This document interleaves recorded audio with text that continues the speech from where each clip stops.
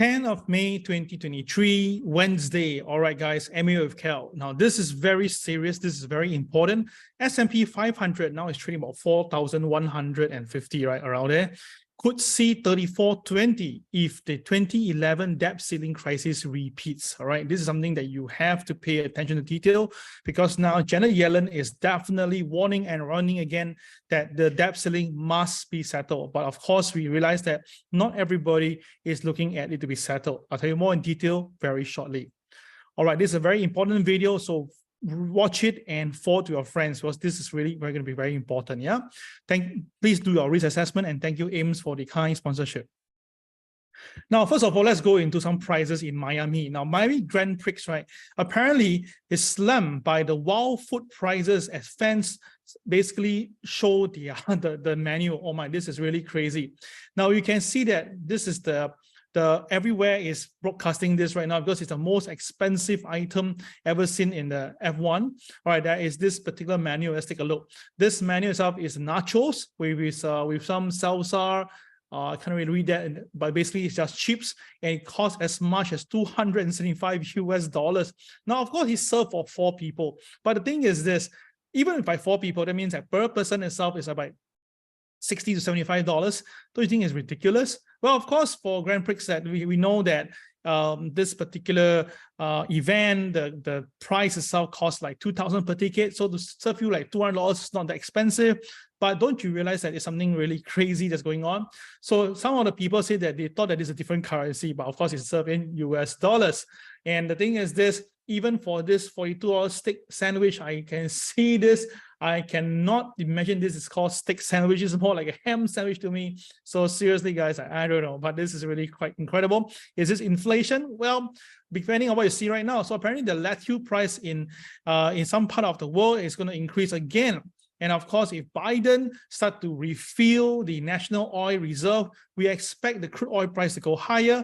And of course, when that happens itself, I think that will cause a repercussion to all the prices. All right, so that's something that you must take note of. All these things tell us that tonight's CPI data will be very, very interesting. All right, so let's recap what happened last night. The Dow Jones basically down by 56 points, the Nasdaq down by 90, and S&P down by 18. Now, everybody is just waiting for tonight's CPI data. Of course, I'll show you the numbers later. The thing is this: right now, you can see Tesla is still trading down below 170, down by 1.5%. And across the board itself, right, the bank shares has had to stabilize a little bit. Now it's a technology side, because now people are fearing that if there's going to be any form of profit taking in the market due to the CPI data, then of course the technology company will be taken back. Yeah. All right, so let's look what this mentioned. So apparently the Wall Street now monitor the latest US debt ceiling, as they are afraid that there's no resolution to be done. And of course, Biden had just met the congressional leaders after the bell, but seemingly there's little progress apparently. Okay, so now tonight CPI data will be coming out, and of course everybody is watching this very closely. If the numbers is higher than expected, then most likely the Federal Reserve will likely go ahead with a June rate hike, which everyone thinks that it won't happen, because now people are betting that it's going to be a pause. So this is going to be very, very interesting. All right. But to me itself, I don't think that will change the Fed any position, because I already said this very clearly. The Fed most likely will hike interest rate in June. I don't see why they won't be hiking. So the thing is that as Joe Biden and the Democrat leader and the Republican Senate majority leader, Mitch, all of them met up, and apparently it's all right. Biden said very clear that the default is not an option, and this McConnell says that, right, United States has never defaulted on its debt, and it would never. So because we all know that they will never do that, because if they do that, that will really send their rating down, and that could be the very big trouble for the bond market. So the thing is but McCarthy came in, says that, okay, no, I don't think so. There will be no debt default. In fact, he says that, right, he don't see any new movement. In fact, everyone in this meeting just reiterate their position. But, well, if everybody stays status quo, then there's nothing can be resolved. So despite all this little progress, the leaders will reconvene again on Friday, but I can tell you this, most likely they will find a way to get this done. But of course, it may not be as good, as nice as what they expected. So you don't know who are they. This is the Mitch And this is actually McCurdy. All right. So you can see that Biden seems pretty confident, but you can see that this guy is not happy with it and he's staying very strong with his position. Yeah. All right. So McCurdy, he have came out and said that, oh, nothing have changed, all is the same. So now basically now this Yellen is getting a bit worried right now because she actually mentioned that if this time we don't get it settled, then of course things can get very scary. And of course, the last time we see something so scary was back in 2011. Now in 2011, right, that was where basically they were trying their best to present their own views, and of course that created a crisis, and of course that lead on to eventually in July all this happened. Then by August they find a resolution and then they push it through, and of course we have thing kick down the alley. So the thing is this right now, right, after 12 years, could we see this again? So let's take a look right now at the current situation. Now, the risk of the fresh turmoil from the market because of this current situation now, you can see that the treasuries yields are shooting up very fast. Even gold prices are going up because of the US dollar, but not really because people are getting worried, in fact. And of course, you can see across the board as well, right, all the debt ceiling limit issue itself is creating a lot of turmoil in the market. And of course, Janet Yellen came in and says that, right, she's not going to pull any punches. In fact, she says that this can create a constitutional crisis. And the last time we see was in 2011. And it caused the United States to lose its Prix AAA rating. Yeah, remember that. So a repeat of this can really question the government creditness. All right, so this is coming from Janet Yellen herself. So let's revise and rethink what happened in 2011 for some of you. So the thing is this, before we go to that, right, tonight CPI data is going to be very critical. The market is expecting 5% or lesser. So basically, these are all the houses from JP Morgan to Nomura. They're looking at about 4.9. Then for Bloomberg, Bank of America, Credit Suisse, and all the way to Wells Fargo, they're looking at 5%, status quo. But interestingly, Visa, Goldman Sachs, Citibank, Morgan Stanley, all looking at 5.1. Okay, now if you would ask me, I just got this tingling feeling that it could be a 5.2. Okay, just has this feeling. Okay, not trying to be funny here.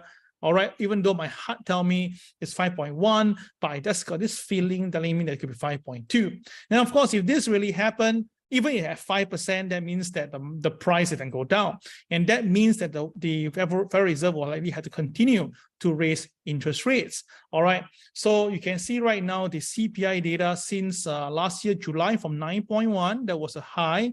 It came down all the way to 5%. So the thing is, it's down by 4.1%. And that is based on 4.1, sorry. All right. And that is because the interest rate is from 0% have increased to now almost 5%. So if that is the way to bring down inflation, then Federal Reserve wants 2%, right? That's what they wanted as 2%. This is where they want. Then, of course, the only way to bring it down further is basically another 1 to 2% rate hike. So that's the reason why I feel that to really get to where Federal Reserve want, we need to have at least another 0.5. So my target is still the same. I look forward to see that the US Federal Reserve to increase interest rate until 6%. So what do you think? Like, leave me in the comment box. Let me know what you feel, right? The thing is this right now, Federal Reserve John Williams came in and said that rates could be increased if inflation doesn't come down. And this is the latest report. And of course, we all know that, right? It's clear if Federal Reserve want to stay on, then this is something that they have to do.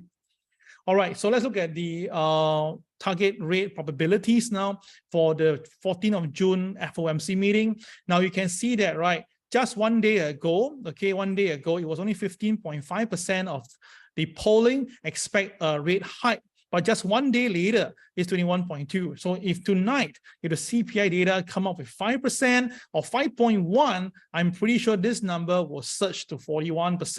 And that will basically confirms that the market is really expecting a rate hike in June. And of course, if there's more upside in energy prices or basically food prices, that will actually create a sell-off in the market. So all these are something that we are watching very, very closely.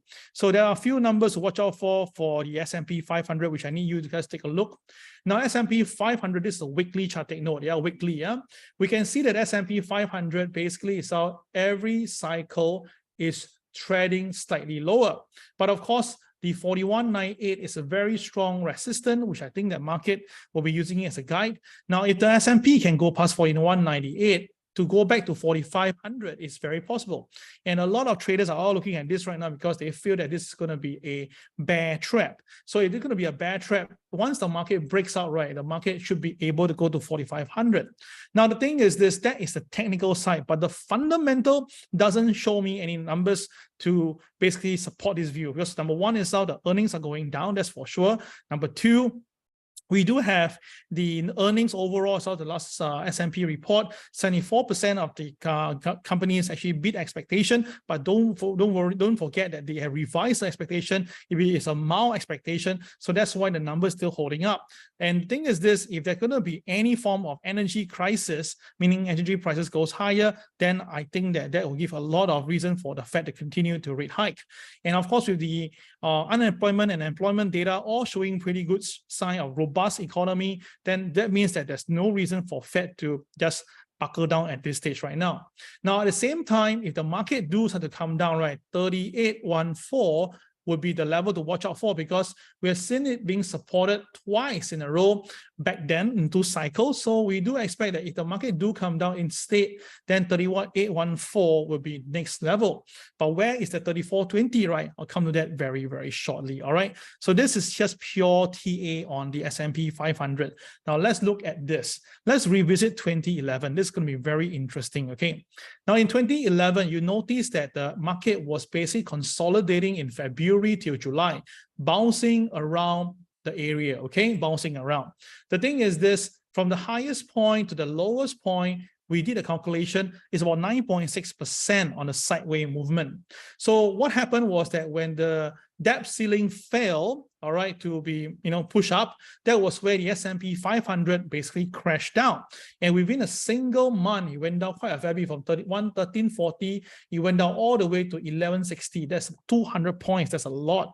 So by the time it hit the lowest point, approximately, right, it was down by at least 18%. Wow, that's a lot. So what we did is that we do a very simple technical thingy. If I take this entire range and flip it down the same level, we should get about the same 9.6%, right? And that will give me the S&P at 1127 or 1128. I'll make a nicer number. So basically, if I put it there, then you notice that, hey, that is a very interesting point whereby the market gets itself supported. So if we use this context right now, and then we put it into today's market, what do you think we will see? Very interesting. Let's take a look, guys. All right, so if you do the same thing right now, we also have a consolidation in February, kind of interesting. And now to May, the market have been consolidating between these few areas. So we notice that the high to low at this point now is about 10.16%.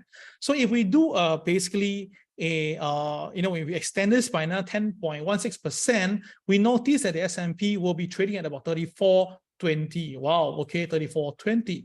So this is interesting, all right?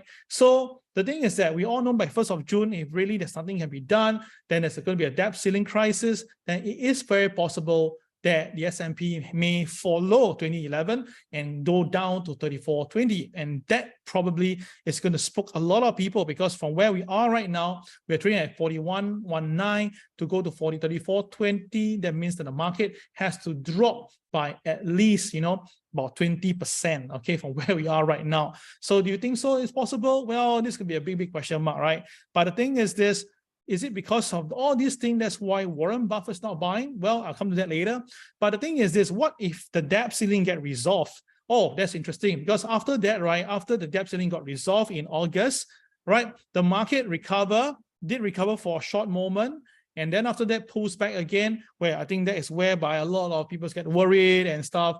The market did purposely break the previous low. That probably is the reason why short sellers have to sell, and the boys purposely crack those stop loss. Then after that, they reverse course and start to buy. And of course, by then after that, look at the market, it recovered all the way. So I suspect that this may actually happen. So which means that, right, if the market is to repeat what happened in 2011, then very good chance we may see the same thing happening again. all right, happening again.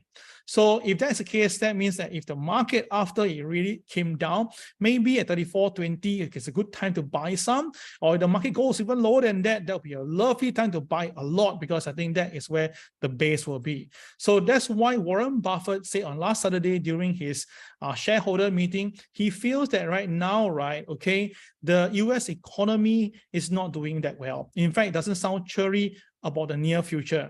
In fact itself, he says that the extraordinary period of excessive spending on the back of COVID pandemic stimulus is over.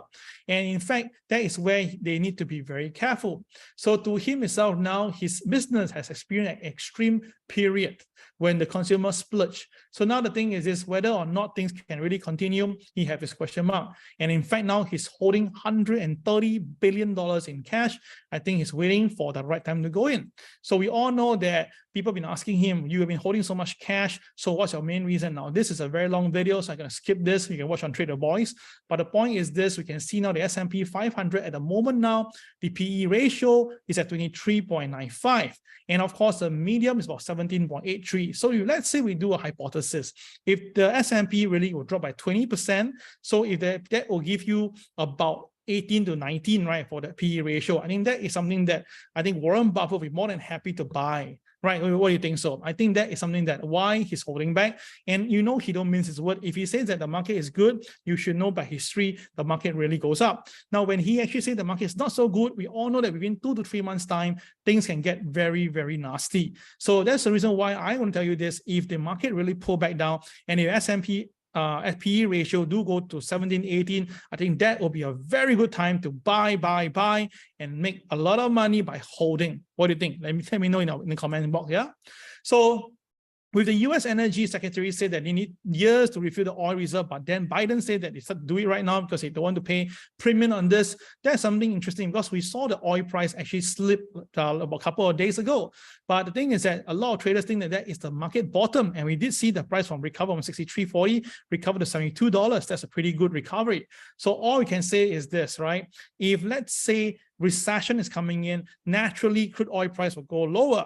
Right? If crude oil goes lower, then what will happen to this Warren Buffett position on OXY? Because we did recommend this, and I think it's very responsible for us to actually follow up on this. So Warren Buffett says that they like the Occidental position, and in fact, they may even increase it, but they're not going to take over the company. So look at OXY right now. OXY basically has came out. Now, back then, when OXY hits about this $75, we did say take some profit. We did say that about $58, you can buy some to keep. But today, I want to share with you, maybe you wait for 54, okay? I think 54 will be a good price to buy a little bit more. But if you really think that there's going to be a recession, which I think it is possible, then of course, the market may be looking at 40, all right? Now, if you ask me, right, the only way for Biden to get oil price cheap is to really create a recession, if you ask me. And of course, if there's only way to bring down inflation fast enough, for Jerome Powell view, it's also a recession. So to me, it's all right. Both Biden and this Jerome Powell, if you put them in their position, having a recession is not a bad idea because that will bring price down. And when that all happens, it's all right. They can buy it cheap again and recover the market strongly. And that is where the people want it. So this is not a bad thing for Biden because if he wants back his support, right, maybe he needs to turn this around fast. Because at the moment now, people are very unhappy with him right now. And of course, I don't think indicting Trump will help him anywhere. So as a matter of fact, right, if you look at the way crude oil price goes together with OXY, you can see that when it peaks, right, both of them peaks at the same time. And a matter of fact, when crude oil price comes off, you can see OXY coming down. So if you would ask me, I think that maybe oil price may have to go a bit lower if that is the real reason for to cut down inflation. And of course, if oil price goes lower, then OXY to come down, it is really, really possible, right? So if you want $54, can buy a bit more, but $40, the moving average there, that will be the best because that is where we all know that Warren Buffett started really buying. So think about it for a moment. Let me know in the comment box what you feel. But to me, it's all right. This is all possible. 3420 for S&P 500. Remember, trade with the boys. That's the most important. All right, I'll see you on technical side. This is Cal signing off. Take care. Bye-bye.